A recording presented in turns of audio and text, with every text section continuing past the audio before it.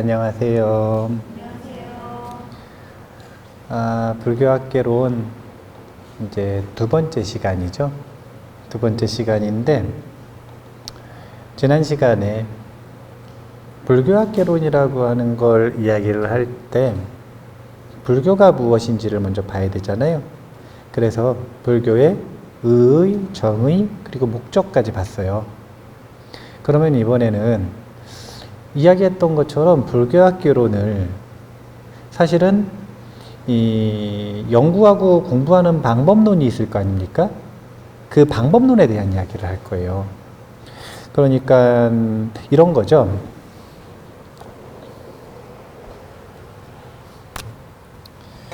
우리가 이 불교학개론을 공부하는데 두 가지 레벨로 공부할 수 있다고 그랬어요. 불교학, 개론. 그런데 사실은 이미 연구된 불교학을 공부하는 방법이 있다고 그랬죠. 이건 학습에 가깝나요? 연구에 가깝나요? 학습에 가깝죠. 그런데 그게 아니라 불교학을 연구하기 위해서 기본적으로 알아야 되는 개론들이 있을 거 아니에요. 그러니까 학자로서, 연구자로서 이제 입문하기 위해 필요한 불교학 개론이 있을 수가 있겠죠. 그래서 사실은 이 학습을 바탕으로 연구로 나아가는 건데, 이쪽에 좀 초점을 맞춘다 그랬어요. 이쪽에. 근데 그럼에도 불구하고 학습을 하는 게 그냥 우리가 사실은 단순히 좀 가벼운 마음으로 불교 학습을 할 거면 불교학 개론을 해야 돼요? 불교 입문을 해야 돼요? 불교 입문을 해야 되죠. 근데 우리가 불교 입문은 사실은 다 뗐잖아요. 제가 우리 절에서는 안 했죠. 딴 절에서 많이 했는데 딴 절 불려 다니느냐고 우리 절에서는 정작 안 했는데. 네. 근데 이게 이 불교 입문을 해야 되는데 그 불교 입문하고 불교학 개론을 학습하는 건 좀 다른 거예요. 어떻게 다르냐면 좀 더 진지하고 광범위하게 공부할 인연이 닿은 거죠. 그래서 우리가 이 불교학 개론이라고 하는 것을 어떻게 학습하고 그래서 어떻게 연구할 것인가, 연구 방법론이 필요할 거 아니에요. 이게 오늘 두 번째 시간에 할 내용이에요. 그런데 연구를 어떻게 할 것인가, 연구 방법을 이야기할 때 제일 먼저 해야 되는 게 뭘까요? 교재를 알아야죠. 아니, 제가 오리엔테이션 처음에 뭐부터 이야기했어요? 교재부터 얘기하잖아요. 너무 당연한 거 아닌가요? 너무 당연한 거죠. 자, 종교를 배운대요. 성경 가지고 하느냐? 코란 가지고 하느냐? 아니면은 뭐 금강경 가지고 하느냐? 교재만 딱 봐도 어떤 종교 배우는지 티가 나야 안 나요? 마찬가지예요. 연구를 하는데 그 연구의 기본은 뭐냐면 텍스트부터 정확하게 알아야 돼요. 이게 연구의 기본입니다. 그래서 불교학을 연구하는 데 있어서 방법론을 얘기하기 위해서는 제일 먼저 텍스트에 대한 이야기를 해야 돼요. 그 다음에는 무엇을 해야 되느냐? 이게 성경은 4권인가 5권 합본이라 돼요? 진지하게 교회 안 다녀보셨어요?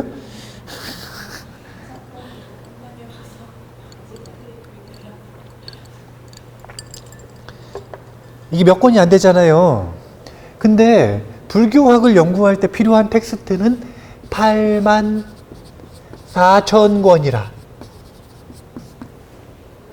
이 얘기는 무슨 얘기냐면 다양하다는 거야, 안 다양하다는 거예요? 부처님께서 실수하셨어. 다양성을 인정해 주셔가지고 너무 복잡해졌어요. 물론 그게 매력이지만. 그래서 이 다양해진 텍스트를 중심으로 뭐가 생겼냐면 종파, 학파가 생겼습니다. 그래서 이 텍스트를 근본으로 하는 학파, 종파의 분류를 알면 어떻게 되는 거냐면 불교학이라고 하는 게 생각을 해보세요. 요 학파의 불교학이 있겠죠. 이 종파의 불교학이 있겠죠. 그러면 그 학파와 종파가 쫙 펼쳐져 있는데 그것을 상위 카테고리로 구조화하면서 정리를 해놓으면 불교의 분류가 나올까요? 안 나올까요? 나오겠죠. 그러니까 이건 뭐냐면 불교학을 연구하는 데 있어서의 목차와 비슷한 게 되는 거예요. 그래서 불교학, 불교의 분류를 봐야 되는 거고요. 근데 그게 다른 게 아니라 텍스트를 중심으로 나왔다는 거예요. 이해되시죠? 그래서 여기까지 되면 그 다음에 이제 실질적인 연구 방법이 나오는 겁니다. 연구 방법. 우리가 불교학을 공부하는데 어떻게 연구할 것인가? 이 방법을 우리가 공부를 해보는데 이런 순서로 지금 1시간 안에 될까요? 안 될 것 같죠? 최대한 간단하게 할게요. 일단 텍스트부터 보면요.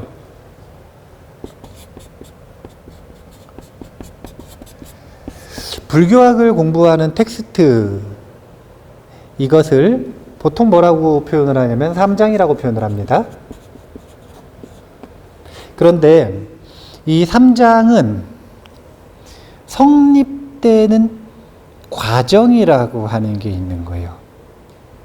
성립되는 과정. 자, 경전은 집필되었을까요? 아니면 설해졌을까요? 자, 집필됐다고 생각을 하면 성립이 어렵지가 않아요. 왜냐하면 그 원본을 잘 보존하고 필사해가지고 후대에 전하면 그게 잘 유지가 되잖아요. 그런데 인도의 방식 그리고 불교의 방식은 집필이 아니었어요. 설해진 것을 어떻게 하느냐? 암송을 통해서 후대에 전하는 거예요. 그러면 생각해 보세요. 각자 부처님 말씀을 분배해서 외웠다고 생각을 해보세요. 그러면 쭉 이렇게 외우는데 여기 몇 명이 없으니까 분배를 좀 이렇게 해야 되는데 사람이 많으면 그 분배하는 부분이 각자 서로 다 다른 내용을 외우게 하는 게 효과적이에요? 사람이 많으면 겹치게도 외우게 하는 게 효과적이에요. 왜요? 그렇죠. 암송은 틀려질 수 있으니까. 암송은 서로 기억이 왜곡될 수가 있죠. 그러면 생각을 해보세요. 서로 기억이 틀려졌어요. 그러면 지금 후대에 전할 때 이걸 어떻게 규정을 해서 후대에 전해야 되죠? 그렇죠. 점검을 받아야 되는데 그 점검을 받는 과정을 뭐라고 표현을 하는 거냐면 합송이라고 표현을 하는 거예요. 스님들은 마침 보름마다 포살날 모인단 말이에요. 그 지역 내에서. 그러면 요즘에는 우리 스님들이 경전을 외우는 게 의무가 아니에요. 근데 그때 당시에는 왜 성문승이라고 표현을 하냐면 우리는 후대에 성문승을 무시한단 말이에요. 성문승은 소승이다 이렇게 자꾸 무시하는데 부처님 당시의 모든 위대한 아라한들은 전부 다 성문승이에요. 이유는 되게 간단한 거예요. 성인의 가르침을 들어서 외울 의무가 있었기 때문에. 그래서 기억력이 좋은 사람은 많이 외웠고 기억력이 안 좋은 사람은 조금이라도 반드시 외워야 되는 의무가 있었어요. 이걸 외워서 합송해서 후대에 전할 의무. 그렇기 때문에 그때 당시에는 교학에 관심이 있든 없든 머리가 좋든 안 좋든 상관없이 지금보다 훨씬 더 많은 내용들을 의무적으로 스님들이 외우고 있었습니다. 그러니까 성인의 가르침을 듣고 외우고 사유하고 이것이 의무였다는 거예요. 의무. 이 텍스트가 성립되는 과정이라고 하는 걸 보면 그렇게 암송을 통해 서로 합송을 하는데 그렇게 쭉 이어져요. 그러면 쭉 이어지는데 언제까지 문제가 없냐면 합송을 하다가도 서로 막 문제가 생길 수도 있잖아요. 이게 맞다, 저게 맞다. 그러면은 확인을 받아야 되죠. 누구한테 받으면 돼요? 기본적으로는 부처님한테 직접 가면 부처님께서 교정을 해주실까요? 안 해주실까요? 그러니까 언제까지 문제가 안 됐을까요?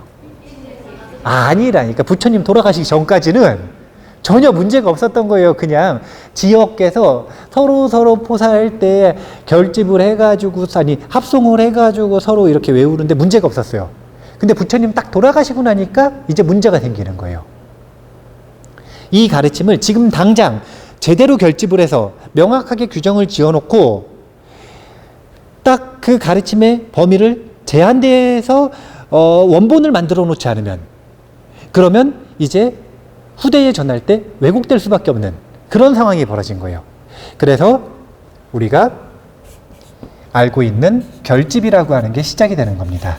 결집은 총 4번이 일어나요. 1차, 2차, 3차, 4차. 그 이후에도 무슨 뭐 세계 불교학 대회, 무슨 뭐 세계 무슨 뭐 이런 그 불교학 행사들이 있죠. 그런 것들도 사실은 소결집이라고 볼 수도 있어요.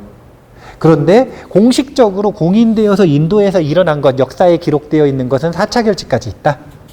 이렇게 보시면 돼요. 사실은 이 1차, 2차, 3차, 4차가 다 재밌어요. 아주 막 재밌는 사유들이 있거든요.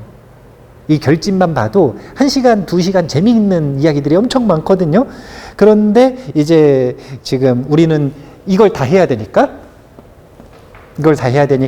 간단하게만 보면 1차 결집은 불멸 후 4월이라고 표현을 하니까 부처님 돌아가시고 이제 우리 그 전설상에서는 가섭존자가 도착해서 자발 서로 이제 부처님께서 요 시신이 이 자력으로 발화하신 다음에 그 다음에 가섭존자가 문제의식을 가지고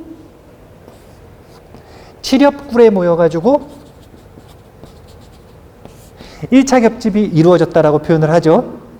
1차 결집. 대부분의 결집들이 보면은요, 이제 기본 아라한이에요. 예.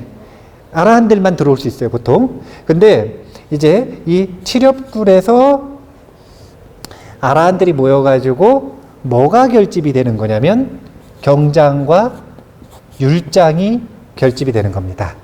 이때 당시엔 아직 논장이 없어요. 경장과 율장이 결집이 되는 겁니다.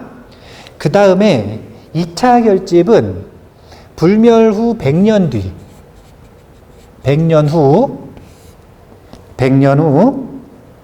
이제 사실은 이 어떤 사유로 결집이 됐는지가 중요한데, 이때는 이 계율상의 서로 간의 이 의견 차이가 있었어요. 이 계율에 대한 의견 차이가 있었어요. 그래서 그걸 바로잡기 위해서 결집이 됐다고 보면 되는데, 이때도 역시 사실은 이 율장을 조금 더 보완했다, 이렇게 보시면 됩니다. 그 다음에 3차 결집은 불멸 후 236년이네요. 236년 후에 되는데, 이때 이제 뭐가 나오는 거냐면 이 논사가 결집이 됐다 그래요. 논사. 이 얘기는 무슨 뜻이냐면 이때 경율론 중에 논에 대한 것이 결집이 되고 확립되었다, 이렇게 보시면 되는 거예요. 그러니까 경율론 3장이 공식적으로 인정이 되는 건 이때부터라고 보시면 되겠죠. 그 다음에 이제 4차 결집이 뭐 마찬가지인데, 4차 결집은 불멸 후 600년 후 이때 모여가지고 대비바사론을 결집했다네요.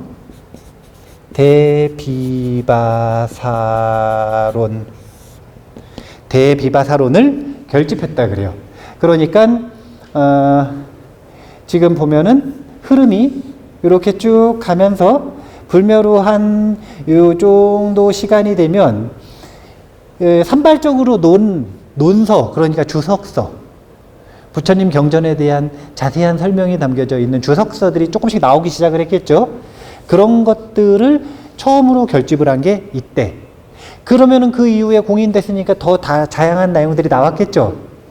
그런 것들 중에서 대표격으로 꼽힐 수 있는 대비바사론이 이때 4차 결집 때 공인됐다. 이렇게 보시면 돼요. 근데 이것은요, 이제 1차 결집, 2차 결집 이후에는 특히 이제 3차, 특히 4차 같은 경우에는 이때는 이미 부파불교, 여러 가지 부파로 나눠져 있었기 때문에 사실은 대비바사론을 가지고 있는 부파가 주력 부파, 그러니까 승자가 됐기 때문에 4차 결집에 공식적으로 나온 거지, 원래는 모든 부파들이 전부 다 결집을 했을 거예요. 다만 그 모든 부파들이 역사적으로 길게 살아남지 못했기 때문에 그 결집된 텍스트가 전해지지도 못했고 역사의 기록도 되지 못한 것이지, 이때는 산발적으로 이미 많이 결집들이 일어났을 겁니다. 그래서 부파마다 각자 다른 자기만의 삼장들이 있었다, 이렇게 보시면 돼요. 그러니까 조금씩 뉘앙스가 다른. 그러니까 예를 들면 어떤 느낌이냐면, 이 초기 불교 텍스트 경장이, 빨리어 경장은 니까야라고 표현을 하잖아요. 근데 그 니까야의 번역본에 해당되는 한문 초기 경장은 아함경이거든요. 근데 그 아함경하고 니까야하고 이 원본하고 번역본을 비교를 해보면 똑같을까요? 좀 다를까요? 좀 다르죠. 번역하는 과정에서 좀 달라지죠. 이런 식으로 조금씩 삼장들이 달랐다라는 거예요. 단순히 번역의 오류로 다를 수도 있고, 그게 아니라 번역자가 본인의 학파, 종파의 의견을 조금 더 강하게 넣어가지고 번역을 하면, 의역을 하면, 그럼 달라지는 거죠. 그런 식으로 이때 4차 결집 때는 이미 좀 다양한 결집들이 있었지만 기록된 건 이 4차 결집이다. 이렇게 보시면 됩니다. 그래서 우리가 부처님께서 말씀하시는 불교, 부처님께서 말씀하신 불교가 교재화돼서 텍스트로 어떤 방식으로 이루어졌는가, 이것을 볼 때는 항상 합송, 즉 결집을 통해서 이루어졌다, 이렇게 보시면 되고요. 그 다음에 이렇게 해가지고 경, 율, 논, 경율, 논 3장이 성립되는 거 아닙니까? 3장이 성립되었다. 그래서 우리가 이 불교를 연구하는 텍스트의 중심에는 3장이 있다, 이렇게 보시면 돼요. 한 가지만 더 상식선에서 알고 계시면 좋은 게, 3장은 그래서 몇 권이래요? 3권?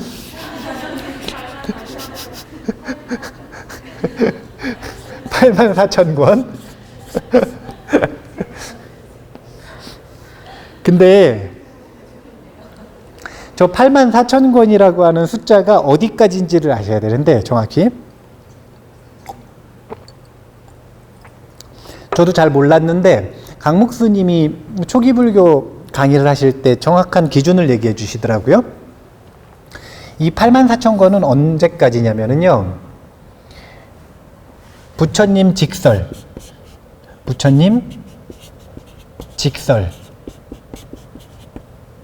이라고 인정받는 것들.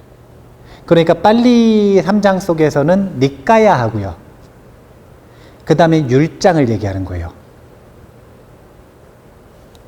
그 다음 플러스 1대 제자들의 가르침, 1대 제자들의 가르침까지 포함해서, 그러니까 무슨 뭐 장로계, 뭐 비구니계, 뭐 장로계, 뭐 그런 이 1대 제자들의 이 뭐 어록이나 가르침이나 이런 것들이 남겨져 있거든요. 그런 가르침들까지 포함을 해서, 그러니까 1대 제자들이 최고 오래 산 게 안한존자거든요. 안한존자. 1대 제자가 무슨 뜻이냐면 부처님께 직접 배운 제자들이요. 직접 배운 제자들 중에서 가장 오래 산 게 아난존자라고 표현을 해요. 그래서 아난존자가 아니네, 라울라 존자겠다. 네, 라울라 존자겠네요. 라울라 존자가 제일 어렸으니까. 근데 그 라울라 존자가 한 120살 살았다고 치면 부처님 돌아가시고 나서 그냥 이제 뭐 70년, 80년 이렇게 하지 말고 그냥 대충 100년. 100년 뒤. 그러니까 사실은 2차 결집 전까지 형성되어 있는 부처님 직설의 카테고리와 일대 제자들의 카테고리, 이것이 84,000권의 분량이랍니다. 이때까지가. 그런데 보면 부처님 직설에는 경과 율이 있죠. 그럼 일대 제자들의 가르침은 경으로 분리가 되기는 하겠지만 또는 경외전적으로 분류가 될 수도 있어요. 그런데 일대 제자들의 가르침이 사실은 논의 시작일 수도 있죠. 일대 제자들이 가르침이 뭘 가지고 하겠어요? 부처님 가르침을 주석하는 거 아닙니까? 그냥 단순하게 본인의 깨달음을 논하는 것도 있겠지만 그거 말고 부처님의 가르침을 주석하고 논하는 것이 이때부터 시작이 되지 않았나 이런 생각이 있어요. 그래서 이때는 논이라고 하는 카테고리가 아직 명확하지는 않지만 그 논이라고 하는 것이 그냥 나오는 게 아니라 이런 흐름 속에서 나왔다 이런 것들을 보실 수가 있어요. 84,000경은 부처님 돌아가시고 나서 100년 뒤까지, 그러면 그 이후에는 다양한 논들과 부파불교에서 만들어내는 새로운 경전들과 다양한 율장들, 그리고 대승불교가 시작되면서 나오는 대승경전들, 대승경전만 나오나요? 중국 가면 중국 조사오록부터 시작을 해서 정말 다양한 것들 나오죠. 티베트 넘어가니까 밀교 나오죠. 엄청나게 다양한 경전들이 나오는데 과연 그 모든 경전을 포함해서 84,000이라고 할 수 있는가? 개인적으로 보기에는 10배도 넘어요. 이것보다도 더 많거든요.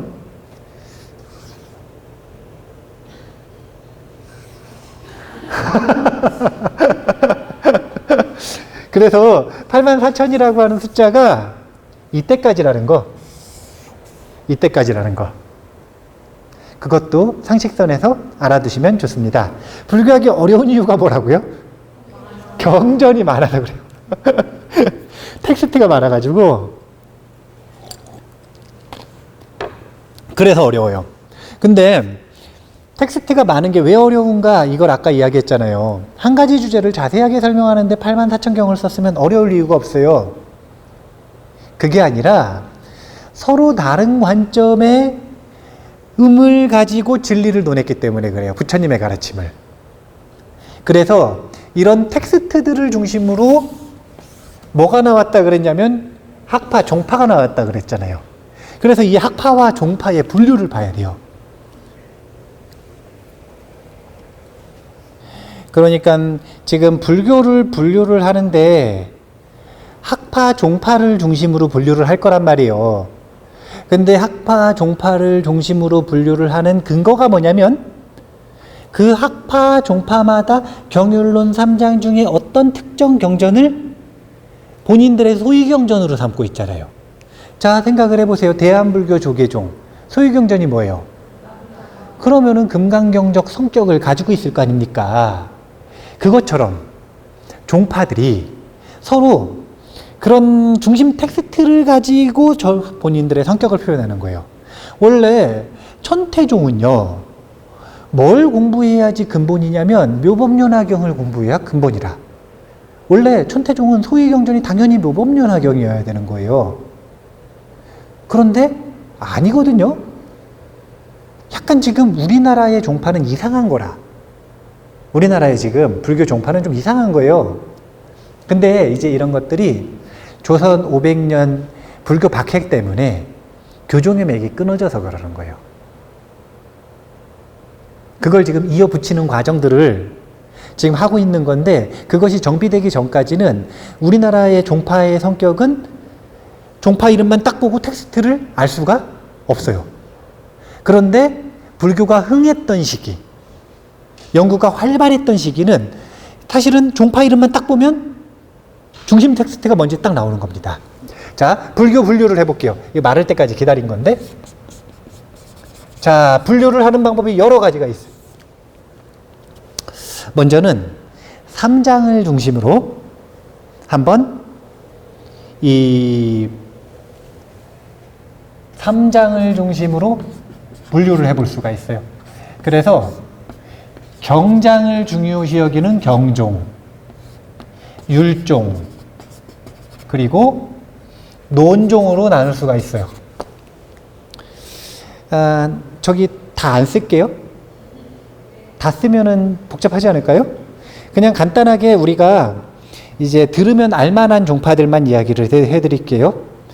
경종에 대표적으로 화엄종이 있어요. 자, 어떤 경전이 소위 경전일까요? 딱 알겠죠? 원래 이래야 되는 거예요. 원래 이래야 되는 거예요. 그 다음에 경종에 또 천태종이 있습니다. 아까 이야기했죠. 천태지대사는 법화경이 중심이에요. 그래서 법화경, 그 다음에 또 진원종이 있어요. 진원종. 여기는 지금 밀교 중심이잖아요. 그러니까 아마 대일경이 중심일 수 있어요. 그 다음에 정토종이 있어요. 정토종. 여기는 지금 뭘 것 같으세요? 아미타경, 무량수경, 관무량수경, 이런 경전들을 중심으로 하겠죠. 열반종이 있어요. 여긴 열반경이겠죠. 이런 식의 경종이 있고, 율종은 그냥 이제 율장 중심은 율종이라고 표현을 하고, 그 다음에 논종은 이제 뭐 지론, 섬론, 구사, 성실, 법상, 삼론 뭐 이런 것들이 있는데, 예를 들면 구사종 같은 경우에는 구사론을 얘기하는 거예요. 그런 논을 자신의 소위 경전으로 삼아서 종파를 만든 것들이 이런 논종이다. 그래서 불교 종파를 구분을 할 때 3장을 불교 기준으로 삼을 때는 경종, 율종, 논종의 카테고리로 줄을 세울 수가 있다. 두 번째, 이제 의불, 부처님을 기준으로, 이건 뭐냐면 교주를 기준으로 불교의 분류를 또 나눌 수가 있습니다. 자, 불교의 교주는 누구예요? 석가모니불이 전부인가요?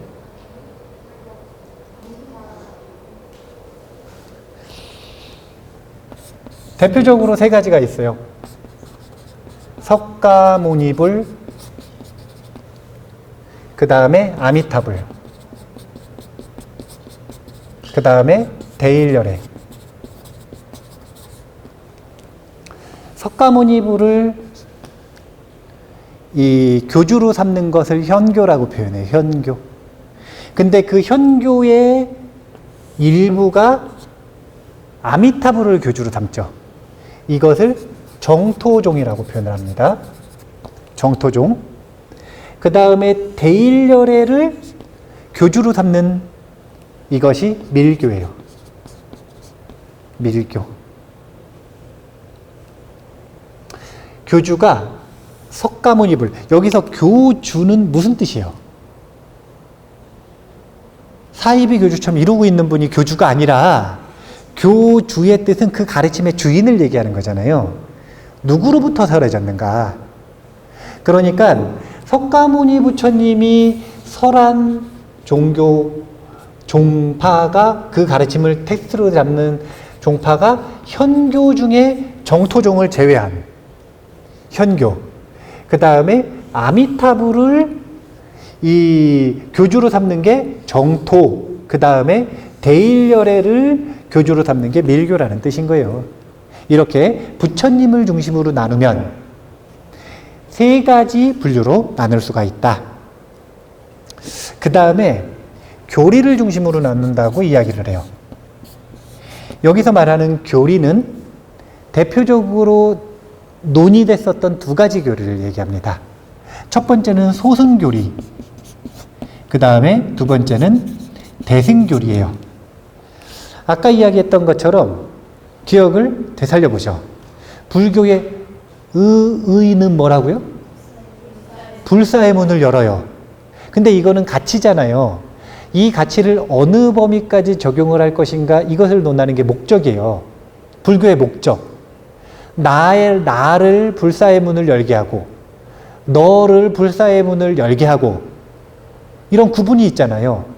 그러니까 불교의 그 가치를 좁은 범위에다 적용을 할 것인가, 넓은 범위에다 적용을 할 것인가, 이것을 구분을 하는 교리가 소승이나 대승이라고 하는 교리입니다. 그런데 이제 우리가 상식선에서 알고 계셔야 되는 게, 소승은 남방불교를 소승이라고 이야기한다라고 생각하는 경향이 있어요. 이거 틀린 얘기예요. 소승이라고 하는 단어는 언제 나온 거냐면, 부파불교가 흥했을 때 이 부파불교의 대안을 제시하면서 나온 보살승 불교가 있는데, 이 보살승 불교의 첫 번째 텍스트 중에 하나가 금강경이란 말이에요. 근데 이 보살승 운동을 하시던 분들이 본인들의 이 세력들이, 그러니까 절이나 제자들이 좀 많아지기 시작을 하니까 소승불교하고 이제 조금 경쟁이 된단 말이에요. 처음 나왔을 때는 경쟁도 안 돼요. 그냥 신흥종교라, 신흥종교, 신흥학파. 그러니까 설일체유부를 위시로 한 소승불교, 부파불교에서는 무시하는 거예요. 그냥 저기 조그만 절에서 주장하는 거예요. 근데 그러다가 여기가 커지니까 서로 경쟁이 조금 되기 시작을 하잖아요. 근데 이거 경쟁하는데도 사실은 몇백 년이 걸려요. 기득권 세력이라고 하는 이 세력이 그렇게 쉽게 변하지 않거든요. 근데 경쟁이 되기 시작을 하니까 그때 경쟁 구도를 만드는 거예요. 경쟁 구도. 누가 만들었겠어요? 기득권이 만들었겠어요? 도전자가 만들었겠어요? 그래서 도전자들이 본인들을 조금 더 큰 걸로 내세우겠어요? 본인들을 더 안 좋은 걸로 내세우겠어요? 그래서 대승. 기존 기득권, 부파불교, 설일체유부, 그 학파가 행하던 행태의 단점들을 꼬집어가지고 소승, 이렇게 표현을 했던 거예요. 그래서 교리상에서 대승, 소승이 구분이 되고 지칭하는 건, 사실은 부파불교 당시 대승불교가 나올 때, 그때 설일체유부를 소승이라고 했다. 이걸 알고 계셔야 되는 거예요.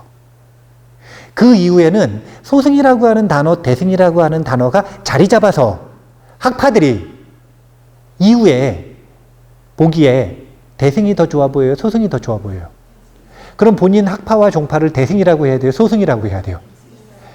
그래서 우리는 대승, 너희는 소승, 이러면서 조금 유치하게 싸운 면들이 있어서 이게 잘못 쓰인 거라. 오용. 원래는 소승은 딱 정확히 부파불교 중에 설일체유부를 얘기하는 거예요. 이것도 서로 그 당시에 공적으로 인정한 얘기가 아니에요. 누가 주장한 거냐면 본인들이 대승이라고 이야기하는 존재들, 도전자들. 이들이 설일체유부하고 각을 세우면서 소승이라고 얘기를 한 거예요. 비판을 한 거죠. 그러니까 쉽게 얘기하면 어떤 절이 있는데, 큰 절이 있어요. 근데 그 큰 절에서 뭔가 이 큰 절로서의 역할을 잘 못하는 거예요. 그러면 작은 절이, 우리가 그런 대안을 가지고 나왔습니다. 그러면서 우리는 대승이고 저기는 이런 행태가 소승입니다. 이런 사설을 하나 쓸 수도 있어요, 없어요? 썼더니 그때 나왔었던 그 용어가 굳어져 가지고 오용되기 시작을 한 거예요. 물론 오용된 것도 있지만 그것이 아니라 교리로서 이 소승과 대승이라고 하는 마음가짐과 행태가 활용되기도 해요. 그래서 이 소승과 대승은 무엇의 차이를 가지고 하는 거냐면 이 발심의 크기에 따라 나뉘는 겁니다. 발심의 크기. 그러니까 자기 완성을 위해서 노력을 하는 존재들, 이것에 초점이 맞춰져 있는 이들이 소승. 그것이 아니라 중생구제를 위해서, 초점을 맞춰져 있고 이것을 수행법으로 삼는 존재들이 대승.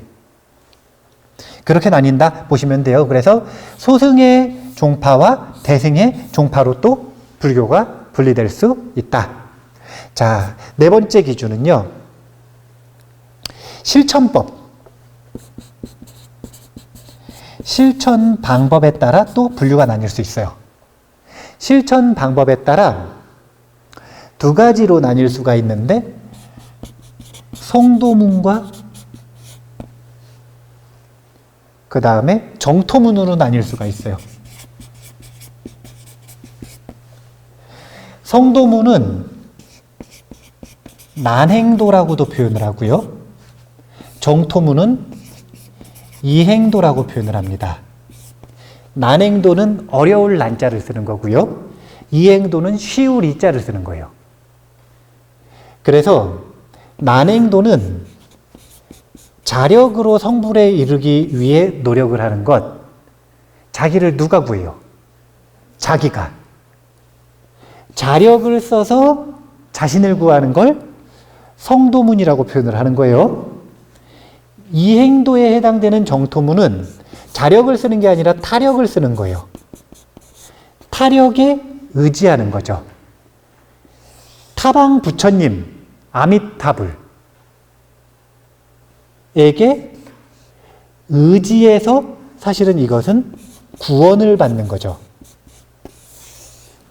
구원을 받기 위해 노력을 하는 것, 이것을 정토문이라고 하는 거예요. 그러면 우리가 종교에도 이런 구분이 있을 수가 있겠죠. 우리 이웃 종교인 유일신을 믿는 종교들은 대부분이 사실은 정토문, 이행도, 타력에 의지하는 수행이라고 볼 수가 있는 거예요. 그러니까 우리가 이웃 종교를 이해를 할 때 어떻게 이해를 해야 되냐면 이웃 종교에서 하나님을 섬기지 않습니까? 하나님을 섬기는데 이 하나님은 누구냐? 자꾸 이제 막 서로 막 이웃 종교를 막 비난을 한단 말이에요. 막 깎아내리려고 하고. 그거는 대승이라고 본인들을 얘기하면서 상대방을 소승이라고 비판하는 그런 유치한 거랑 별반 다른 게 없는 거거든요. 자꾸 하나님을 하늘에 있는 천신, 범천을 자꾸 막 하나님 막 자꾸 이렇게 생각을 해서 하나님이 막 천신 중에 하나다. 자꾸 막 이렇게 얘기를 하는데 그게 아니라 뭐에 더 가깝냐면은요. 하나님은 본인의 정토를 가지고 있는 그 정토의 교주라고 보면 되는 거예요. 하나의 이 세계를 구상하고 있는 요 하나의 세계가 뭐냐면 천국이잖아요. 천국이라고 하는 정토를 가지고 있는 이 불보살 중에 한 명이라고 보면 되는 거예요. 근데 이제 언어가 불보살 그러면 또 막 서로 싸운단 말이에요. 그러니까 정토를 가지고 있는 하나님이다. 그렇게 우리가 이해를 하고 있으면 돼요. 이 정토문은 부처님께서 불국토를 어떻게 건설하셨느냐에 따라 그 정토에 들어가는 기준들이 다 다른 거예요. 그래서 하나님한테 구원받기 위해서는 뭘 해야 되는지가 다르잖아요. 아미타불에게 구원받기 위해서 뭘 해야 되는지가 다르잖아요. 천국의 모습과 극락의 모습이 다른단 말이에요. 근데 그런 것들을 정토문이라고 표현을 하고 이행도라고 표현한다. 이행도는 쉽다 이거예요. 뭐보다는 쉽냐면 난행도인 자력으로 수행하는 것보단 더 쉽게 불사의 문을 열 수가 있다. 이해가 되세요? 네. 그래서 실천법에 따라 보면 이렇게 구분을 할 수 있다. 그 다음에 교도, 가르쳐서 이끄는 방법에 따라는 또 4가지로 나뉘어요. 가르쳐서 이끄는 방법에 따라서는 첫 번째는 현교와 밀교로 나뉩니다. 이건 어떤 기준이냐? 현교는 석가모니 부처님의 특징이에요. 석가모니 부처님은 뭐라고 표현을 하시냐면 스승의 주먹 안에 숨겨져 있는 가르침은 없다 이렇게 표현을 하세요. 내 주먹 안에 숨겨져 있는 가르침은 없다는 거예요. 이건 무슨 뜻이냐면 난 모든 것을 공개했다. 난 모든 것을 공개했다. 그것도 누구에게나 처음부터 쉽게. 그래서 불사의 문을 여는 방법을 눈만 있으면 누구나 와서 보라. 이렇게 얘기하신 거예요. 이게 현교의 특징이에요. 근데 밀교는 현교하고는 조금 틀려요. 현교는 누구에게나 공개를 했기 때문에 상식적인 가르침을 얘기했을까요? 좀 비상식적인 가르침을 얘기했을까요? 상식적인 가르침을 얘기했어요. 근데 밀교는 조금 비상식적이라. 왜 비상식적인 방법까지 썼을까요? 그렇죠. 효율 때문에 그랬던 거예요. 효율. 현교 수행이 3 아승직업 플러스 10대겁을 수행하는 게 기본이라. 이렇게 해야 성불할 수 있대요. 그런데 밀교는 일신성불, 즉신성불, 일생성불이라고 표현을 해요. 이 몸 가지고 한 생 안에 성불하는 것. 그러면 3 아승직업 10대겁을 한 생으로 줄이려면 좀 극단적인 방법들도 쓸까요, 안 쓸까요? 그래서 이때부터는 진짜로 이제 목숨 걸고 하는 겁니다. 목숨 걸고 하는 거예요, 목숨 걸고. 교도를 하는 방법이 조금 다른 거예요. 현교하고 밀교는. 그 다음에 또 뭐가 있냐면 교종과 선종이 있어요. 교종, 선종. 딱 봐도 교종은 가르쳐서 이끄는 방법이 뭐가 중심이에요? 교가 중심이죠. 교학. 선종은요, 그게 아니에요. 교학 중심 아니고 발로 차고 욕하고 수행 중심, 철저하게. 언어로서 하는 것이 아니라 언어를 뛰어넘은 경험으로서. 교도하는 방법이 틀리다 이거예요. 교종, 선종. 지금 우리가 여기 보면은 불교를 구분하는 분류들이 다양한 기준을 가지고 분류를 한 거예요. 삼장을 기준으로 할 때, 교주를 기준으로 할 때, 교리를 기준으로 할 때, 실천법과 교도 방법을 기준으로 할 때 이런 다양한 종파들이 나온다. 근데 그 종파들이 각각 보면 이 텍스트를 중심으로 하고 있다라고 하는 거예요. 각각의 서로의 텍스트들이 있어요. 이렇게 쭉. 그리고 이 기준들이 서로 맞물리죠. 이렇게. 서로 맞물리죠. 그래서 그렇게 맞물린 기준을 가지고 딱 하나의 구분을 다시 한번 해보면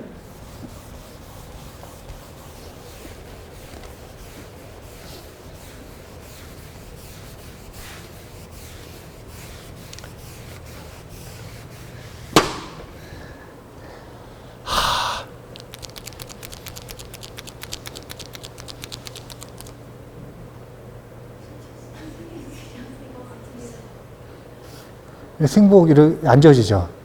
큰일 났네. 그래서 불교를 분류를 하면 이게 서로 이렇게 맞물리는 기준들을 가지고 다양하게 나누기가 좀 어렵잖아요. 그것들을 좀 이렇게 묶으면 불교를 종교적인 기준으로 나눌 수가 있고, 종교적인 기준으로 나눌 수가 있고, 그 다음에 윤리적인 기준으로 나눌 수가 있고, 그 다음에 논리적인 기준으로 분류할 수 있다. 이런 거예요. 그러면 종교적인 기준이라고 하는 건 결국은 불보를 기준으로 나눈다는 거고, 윤리적인 건 승보를 기준으로 나눈다는 거고, 논리적인 건 법보를 기준으로 나눈다라고 앞에 정의를 배대해서 보면 그럴 수가 있겠죠.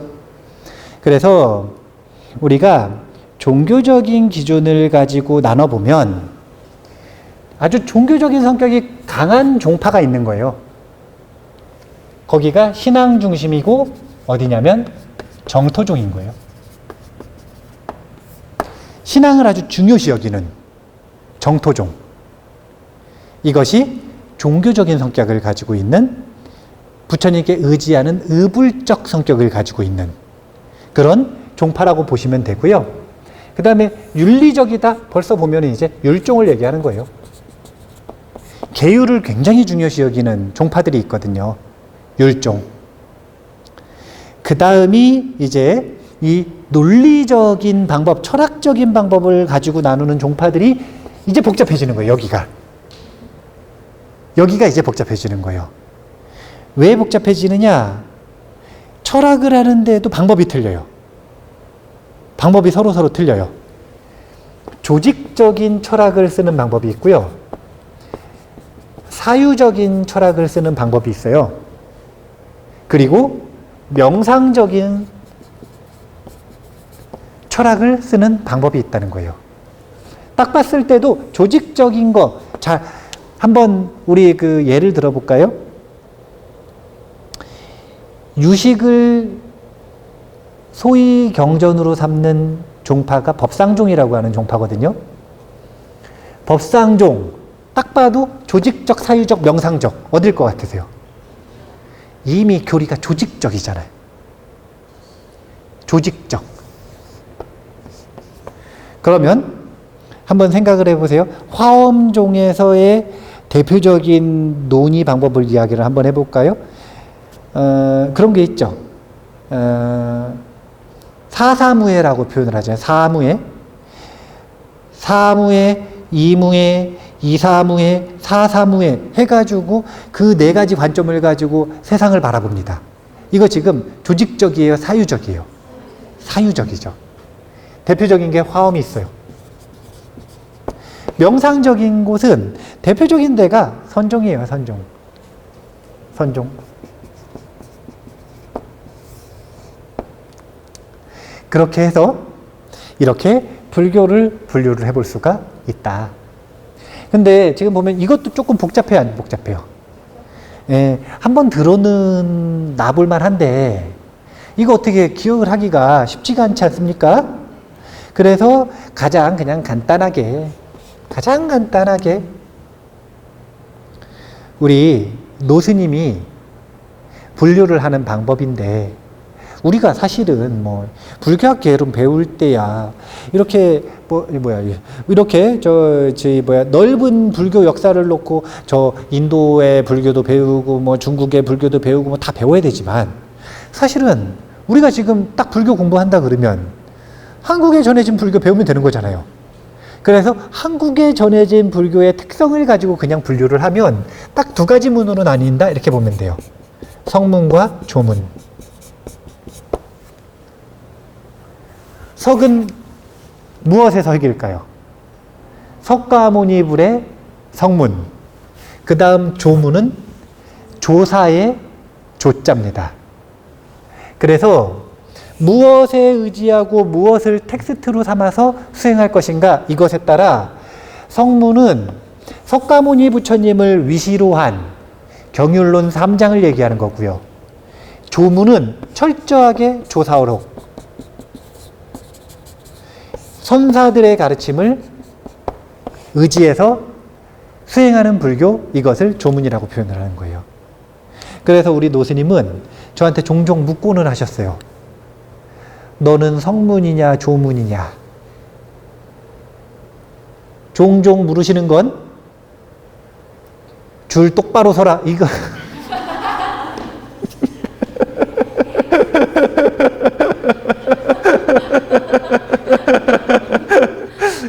뭐 그런 표현이기도 하지만, 본인이 무엇에 의지해서 수행하고 있고 공부하고 있는지를 좀 정확하게 알아야 된다.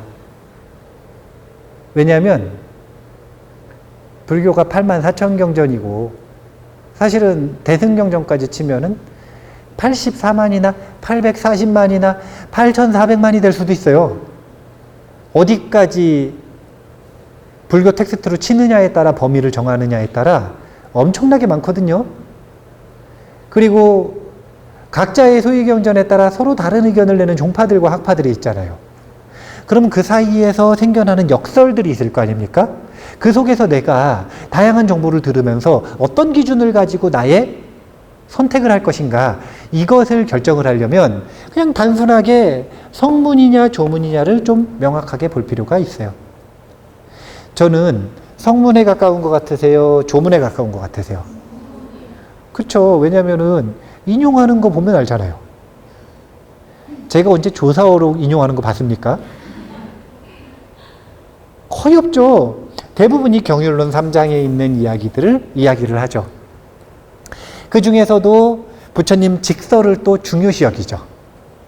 그래서 사실은 성문 중에서도 좀 강한 성문에 가까워요. 강한 성문. 그래야 어떻게 되는 거냐면 헷갈리는 얘기를 들었을 때, 가르침 내가 배운 것과 다른 이야기를 들었을 때 기준을 명확하게 할 수 있는 거예요. 아까 이제 우스갯소리로 얘기했지만 줄을 명확하게 세는 겁니다. 왜냐하면 자기는 조문이면서 성문에 줄 서놓고 왜 내가 원하는 게 안 이루어지냐 이렇게 말하면 그건 틀린 거거든요. 여기 줄 서면 화장실 가는 길이고 여기 줄 서면 공항 가는 길이에요. 그러면은 본인이 원하는 거에 따라 정확하게 서야죠. 화장실 가고 싶었는데 공항 가는 길 줄 서면 언제 놀 수 있을지 알 수 없어요. 큰일 나는 겁니다. 불교의 분류였어요. 연구 방법을 하려고 그랬는데 시간이 4시 12분이에요. 그럼 100분이 저희 1시간이 넘어간 것 같은데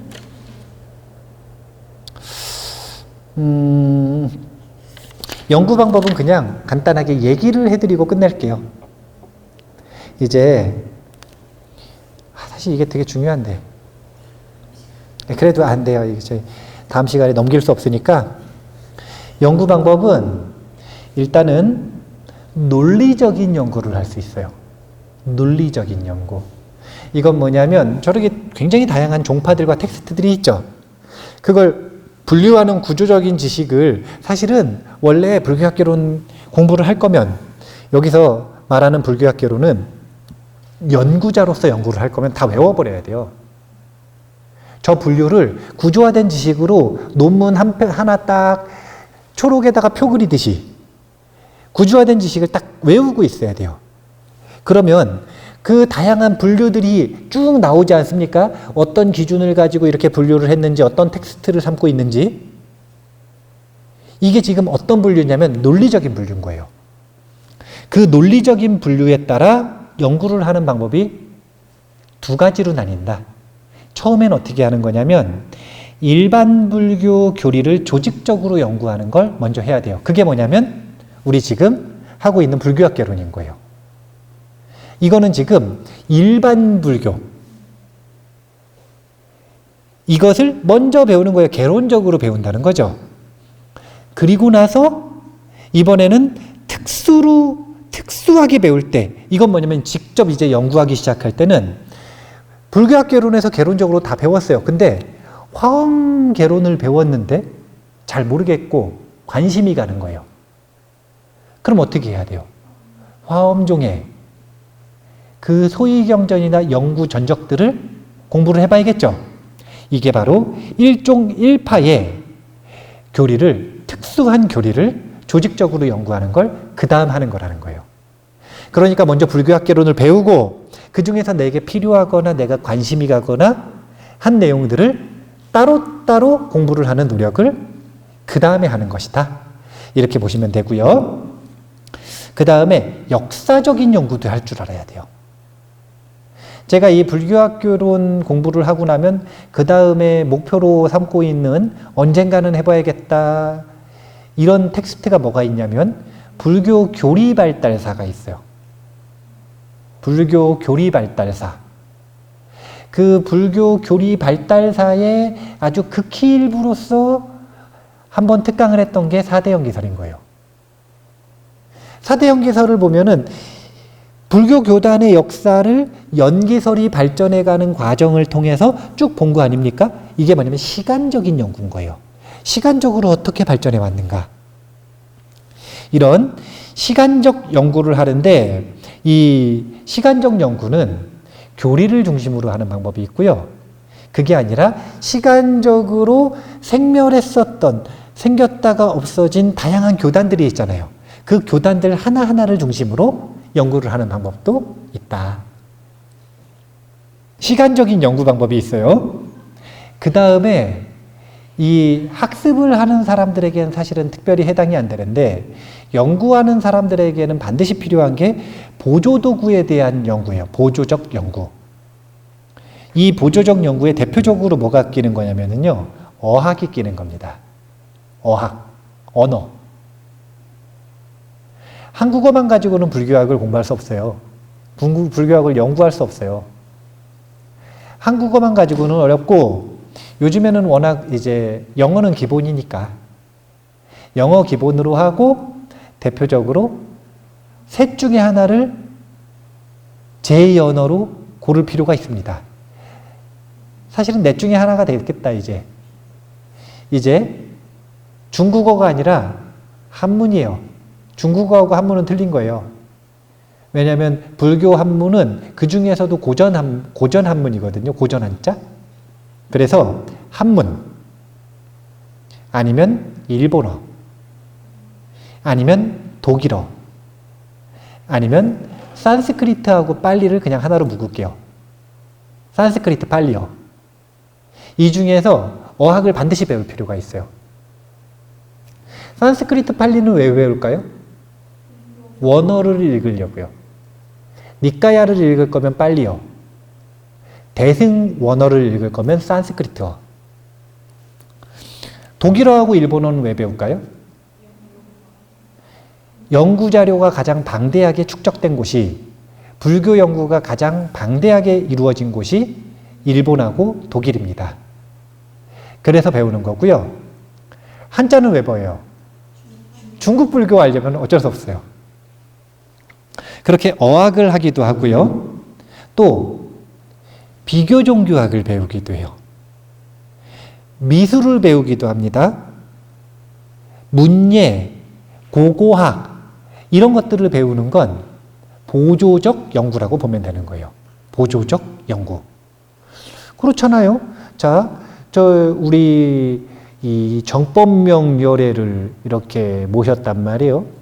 근데 저 부처님이 어떤 부처님인지 알고 싶으면 유식을 공부해야 돼요? 미술을 공부해야 돼요? 미술을 공부해야 알 수가 있는 거예요. 탱화가 있는데 그 탱화에 어떤 분이 계신지를 공부하고 싶어요. 그럼 중론을 공부해야 돼요? 미술을 공부해야 돼요? 네. 그래서 보조적 도구. 불교학을 연구할 때도 이런 보조적 도구가 필요하다. 그 다음에 주석을 중심으로 해서 연구하는 방법이 있어요. 주석적 연구. 이것도 마찬가지로 3장 전체에 그 3장을 중심으로 한 주석들이 있고 이게 이제 일반 연구예요. 그거 말고 종파마다 중요시 여기는 경, 율, 론, 소위경전이 있을 거 아니에요. 그러면 그 소위경전에 대한 그 종파에는 주석이 엄청나게 많을까요? 조금밖에 없을까요? 엄청나게 많죠. 그런 특수 주석을 공부하는 방법이 있는 겁니다. 그래서 일반을 먼저 공부를 한다? 이거는 뭐에 해당되는 거냐면 학습 그리고 입문에 해당이 되고 그 중에서 특수한 하나의 경전이나 하나의 종파를 공부한다? 이건 뭐에 해당되는 거냐면 전공에 해당이 되는 거예요. 전공. 그렇게 연구를 해나갈 수 있다. 간단하게 이렇게 연구를 한다 라고 보시면 됩니다. 자, 정리하겠습니다. 오늘 했었던 내용은 의도적으로 조직한 순서예요. 의도적으로 조직한 순서. 왜냐하면 연구 방법을 대본에 얘기를 할 수가 없어요. 연구 방법을 얘기할 거면 연구의 대상이 되는 텍스트가 어떻게 성립이 됐는지부터 얘기를 해야 될 거 아니에요. 그래서 그 텍스트의 분류에 따라 어떤 텍스트를 소위경전으로 삼았느냐에 따라 교단사, 종단, 학파가 형성이 된단 말이에요. 그래서 그 학파들을 중심으로 일정한 기준을 가지고 불교의 분류를 봤어요.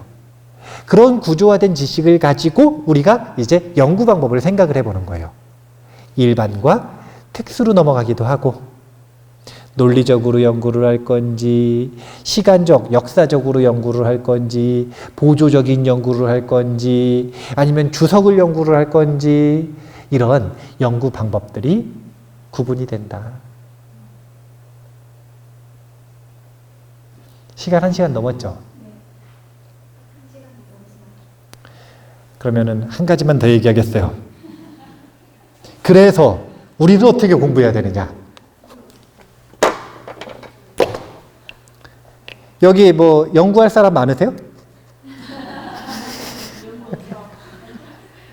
아마 연구할 사람들이 많지 않을 거란 말이에요. 그러면은 학습을 하는데 학습에서 연구로 넘어가는 과정을 거쳐야 되는데 우리가 불교학을 공부할 때 불교를 공부를 할 때 개론적으로 공부를 하더라도 어떤 순서로 공부를 해야 되는가 이것에 대한 내용들을 한번 꼭 생각을 해볼 필요가 있어요.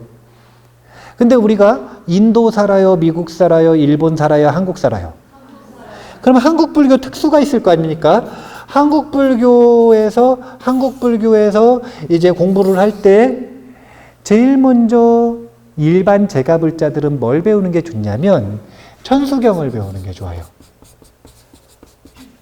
천수경. 근데 이제 천수경을 그냥 일반적인 방법으로 배우는 게 아니라 보리심을 중심으로 본다면 보리심의 구조에 익숙해지기 위해서 이게 이제 의식이고 의궤잖아요. 그래서 그 순서에 익숙해지기 위해서 천수경을 먼저 배우는 게 좋아요. 그 다음에 뭘 배우는 게 좋냐면 사실은 한국 불교 전통에서 중요시 여기는 경전이 아닌데 제가 껴넣었어요. 왜 넣냐면 요즘에는 좀 주목을 받고 있어서 입보살행론을 배우는 게 좋아요. 입보살행론이 만약에 아니면 보리심을 자세하게 설명하는 경전이나 논전을 배우는 게 좋습니다. 이것은 보리심의 구체화를 하기 위해서 그러는 거예요. 여기서 뼈대를 만들었으면 이제 그 밑그림 위에다가 채색을 해야죠. 입보살행론을 배우고 나면 그 다음에 뭘 배워야 되냐면 금강경을 배워야 돼요. 금강경은 이렇게 해서 배워놓은 보리심을 구체적으로 실천하고 완성하는 방법. 보리심을 완성하는 방법을 다루고 있다. 그래서 금강경을 배우는 게 좋습니다. 그리고 나서 뭘 배우는 거냐면은 묘법연화경을 배우는 거예요. 이것은 뭐냐면 이 보리심을 가지고 세상을 구하는 중생 구제의 구체적인 실천 방법들과 롤모델을 보여주고 있는 게 법화경이에요. 그래서 여기서 이 씨앗을 심어요. 싹이 트게 해요. 그래가지고 잘 자라나면은 이때 이제 꽃과 열매가 열리는 겁니다. 최소한의 보리심 4종 세트다. 보리심 총서 하면은 4가지 정도는 배워야 된다. 사실은 제가 좀 더 준비를 했어요. 원래는 초기 불교를 공부를 할 거면은 어떤 순서로 공부를 해야 되는지. 그 다음에 나는 교리는 모르겠고 나는 수행 중심으로 하고 싶다. 그럼 뭘 공부를 해야 되는지 준비를 했거든요. 하지만 제한 시간이 됐으니까 마치는 걸로 할 거예요. 오늘 이제 이 불교학 개론에서 여기 못 앉겠네? 불교학 개론에서 이 2시간으로 나눠서 불교에 대한 것, 그 다음에 불교학 개론을 연구하는 방법, 배우는 방법에 대한 내용을 공부했어요. 2번째 시간에는 이제 이 불교 연구에 굉장히 중요한 자료, 텍스트에 대한 것 가장 먼저 보고, 그 다음에 그 텍스트를 중심으로 해서 다양한 의견들이 나오고 이 학파를 만들어낸 학파와 종파의 분류에 대한 것들, 그걸 통해서 불교의 분류를 본 거예요.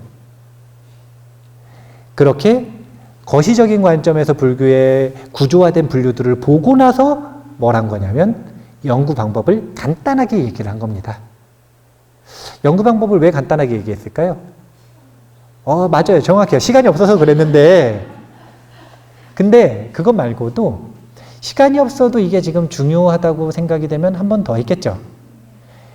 근데 제가 판단하기에 불교 연구에 직접적으로 적극적으로 뛰어드실 분들이 그렇게 많지가 않을 것 같아서 이제 청중을 고려했을 때 간단하게 얘기하고 넘어가도 되겠다 싶어가지고 불교 연구법은 간단하게 얘기한 거예요. 그 간단하게 얘기했었던 것들 중에 우리에게 학습할 때 도움이 되는 내용을 보면 공부를 할 땐 그렇게 하는 거예요. 먼저 개론적으로 일반적인 공부를 먼저 하고 그 중에서 자신이 더 배우고 싶은 것을 특수하게 들어가서 공부하는 거. 이런 방법들은 우리가 좀 기억을 해둘 필요가 있죠. 그렇게 해놓고 현실적으로 우리가 불교학을 개론적으로 공부를 할 때 이제 배울 수 있는 순서들, 보리심을 중심으로 할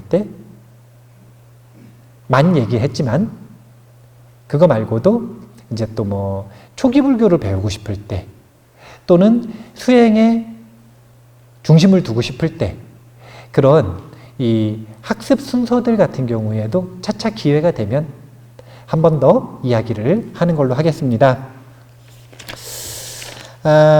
이 불교학개론은요, 앞으로의 예고를 해보면 어떤 순서로 할 것 같으세요? 이제 오늘 오리엔테이션 했잖아요. 불교란 무엇이고 연구 방법이 무엇인지 이제 어떤 순서로 할 것 같으세요? 오늘 얘기를 했겠죠. 삼보 중심으로 할 겁니다. 삼장 중심 말고요. 삼보를 중심으로 할 겁니다. 제가 얘기했잖아요. 뭐가 제일 중요하다고요? 그래서 보석, 보배가 붙었잖아요. 보배. 그래서 제일 먼저 불보론, 교주론에 대한 이야기를 하고 그 다음에 법보론, 진리론에 대한 이야기를 하고요. 아마 이때가 제일 길어질 거예요. 그 다음이 승보론, 해탈론에 대한 이야기를 할 겁니다. 그렇게 해서 끝낼 거예요. 그런데 텍스트 자체가 한 400페이지짜리거든요. 그러다 보니까 저 수심결이나 밀린다운 문경처럼 12회 하고 끝내겠다 이렇게 단순하게 얘기하기가 좀 어려울 것 같아요. 네. 그래서 엄청 자세하게는 안 할 거예요. 그런 거는 일반적으로 할 때 하는 거예요. 특수하게 하는 거예요. 연구하는 사람들끼리 할 때 그렇게 하는 거고 최대한 수박 겉핥기식으로 공부를 해서 좀 빠르게 이렇게 나가기는 하겠지만 그래도 이렇게 불법승 삼보를 중심으로 해서 그런 순서로 공부를 할 것이다 라고 하는 건 머릿속에 기억을 해 두셨으면 좋겠고요. 다음 시간에는 이제 불보론을 공부를 하는데 이 불보론 같은 경우에도 한 번에 안 될 것 같기도 해요. 이제 역사적인 인간 붓다에 대한 이야기를 간단하게 하고 그 다음에 붓다를 바라보는 관점이 인간 붓다만 있는 게 아니거든요. 법신으로서의 붓다도 있어요. 진리즉 불다라고 하는 법신론도 있고요. 그 다음에 사실은 또 법신뿐만이 아니라 정토를 이루고 있는 보신들도 있고요. 그렇게 붓다를 바라보는 다양한 관점들까지 소개를 할 건데 최대한 2시간에 할 수 있으면 해보고 못하겠어도 해보고요. 그렇게 해서 다음 2시간은 부처님에 대해서 한번 공부를 해보도록 하겠습니다. 자, 그러면 오늘은 이만 마치도록 하겠습니다. 감사합니다.